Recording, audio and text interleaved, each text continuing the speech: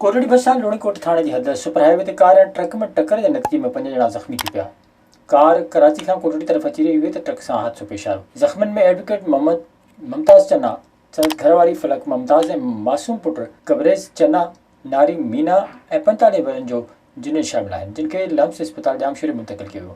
जॾहिं त ज़ख़्मियुनि में एडवोकेट मुमताज़ चन्ने खे ॻणती जोगी हालत में सिविल इस्पताल हैदराबाद मुंतक़िल कयो वियो। तलहार में लोकल गाॾियुनि ऐं विनुनि ऐं बसुनि में गैर कानूनी लॻल gas cylinder, overload, road fitness ऐं रोड परमिट बग़ैर गाॾियुनि ख़िलाफ़ RTA बदीन ऑफिसर जी ज़ेर निगरानी ट्रैफिक पुलिस पारां डाउन चेकिंग दौरान गाॾियुनि खे चालान करण ऐं ॾंड लॻाइण तां मालिकनि ऐं ड्राइवरनि सां चकरियूं थी पियूं।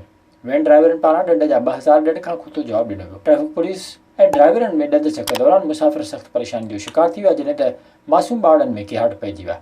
हिन मौक़े ते RTA परवेज़ हुसैन कुरैशी साफ़ सां ॻाल्हाईंदे चयो त सिक्योरिटी RTA सिंध जे सख़्तु हिदायतुनि ते वेनियुनि लाइ लोकल बसुनि में गैर कानूनी लॻल गैस सिलेंडरनि, बग़ैर लाइसेंस जे गाॾियूं हलाईंदड़ ड्राइवरनि ऐं ओवरलोड रोड फिटनेस ख़िलाफ़ कार्रवाइयूं करे रहिया आहिनि। कुंभ भरिसां गुज़रंदड़ सिम नाले जी खाटी न थियण ऐं सिम नाले जो पाणी ज़री ज़मीनुनि में काहे पवण ख़िलाफ़ ॻोठाणनि पारां सख़्तु एहतिजाज कयो वियो। खाटी न थियण ख़िलाफ़ ॻोठ ॻठ राजपर, ॻोठ रैयार मोहम्मद बिरोही, ॻोठ गुल मोहम्मद जामू समेत ॿिनि ॻोठनि जे रवासियुनि मीडिया सां ॻाल्हाईंदे चयो त गुज़िरियल केतिरनि ई सालनि खां स्कार्प खाते जी नाली सबबि सिम नाले जी खाटी न थी सघी आहे। वरी राणीपुर शुगर मिल जो ज़हरीलो पाणी सिम नाले में छोड़ कयो आहे। गंदो पाणी ओवरटॉप थी संदनि घरनि में दाख़िल थी वियो आहे।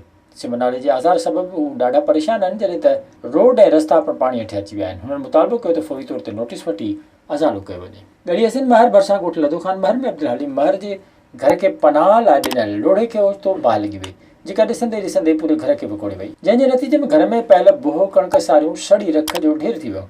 ॿ बकरियूं पिणु सड़ी मरी वियूं। मुतासिर अब्दुल हलीम महर साफ़ सां ॻाल्हाईंदे चयो त हुनजी कंहिं सां बि काई दुश्मनी या को फॾो न फसाद न आहे। मिसकीन आहियूं, वॾो नुक़सानु थियो आहे, वसवारा फौरी तौर ते का वाह रखनि। विज़िट कयो अवामी आवाज़ मीडिया ग्रुप जी वेबसाइट awamiawaz.pk